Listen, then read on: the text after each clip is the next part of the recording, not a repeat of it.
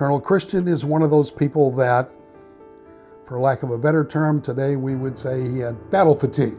He had been in the Mexican War, became a sergeant, so he had some experience, became a civil engineer, was doing pretty well in the state of New York, and he was instrumental in forming the 26th New York Infantry Regiment. He became the colonel of that regiment. They were down on the peninsula in '62 in the spring, and did so-so. They were not heavily engaged. Their first real combat, according to a lot of sources, was Second Bull Run.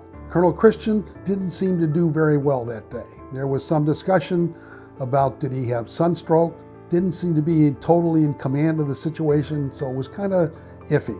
Troops weren't very confident about him. But the colonel of the brigade got wounded at Second Bull Run, and because he was the senior colonel in the regiment, therefore, he became the brigade commander. So he led them at South Mountain, which was pretty good because the thing was infantry fighting, riflemen. He seemed to be able to take that. However, when they got to Antietam, early in the morning, they're in Ricketts Division, so they're moving south through the edge of the East Woods and the cornfield. They came under artillery fire, and that really, for lack of a better term, set him off. One of the tasks I had helping Tom Clements was transcribing some of the letters that were written by soldiers to the Carmen Commission, who documented where all the units were. And I transcribed a number of those letters, and there were quite a few letters where the soldiers talked about him losing control of the situation.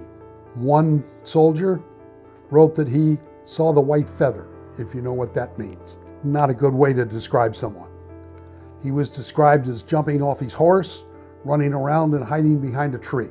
Truman Seymour appointed another colonel to command the brigade, said, "Go away," effectively. Division commander, General Ricketts, came to him at the end of the day and said, "If you don't resign tomorrow, I'm going to court-martial you." So Christian resigned, went back to New York. Apparently made an effort when the reports started to come back about what had happened to him to say, no, it was a big mistake, it was all political.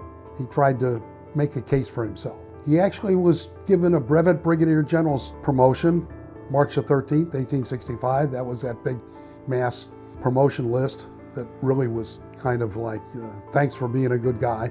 Maybe to help his morale. He didn't seem to do quite as well.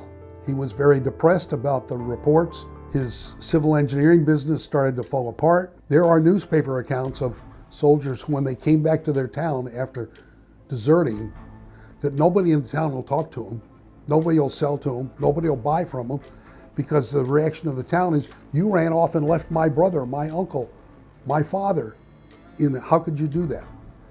His wife actually committed him to an insane asylum, which is where he passed away shortly thereafter in 1887. So he's one of those people who went in, seemed to do okay for a while, and then the combat got to him.